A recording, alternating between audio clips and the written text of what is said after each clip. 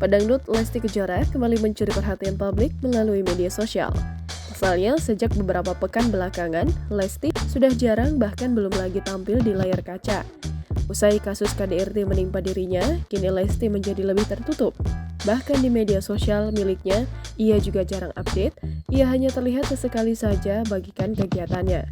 Salah satunya yang baru-baru ini terlihat di laman Instagram pribadinya.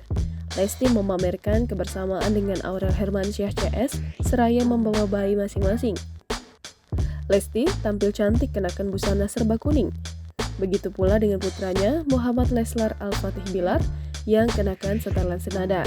Di sisi lain di Instagram story Lesti, ia tampak bagikan ulang unggahan rekan-rekan artis yang perlihatkan kebersamaan mereka.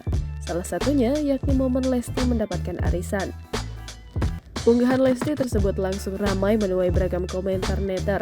Meski sebelumnya Lesti banyak hujatan, namun begitu melihat Lesti berkumpul dengan teman-teman artis sefrekuensinya, justru mendapatkan pujian. Jangan lupa subscribe, share, komen, dan like ya!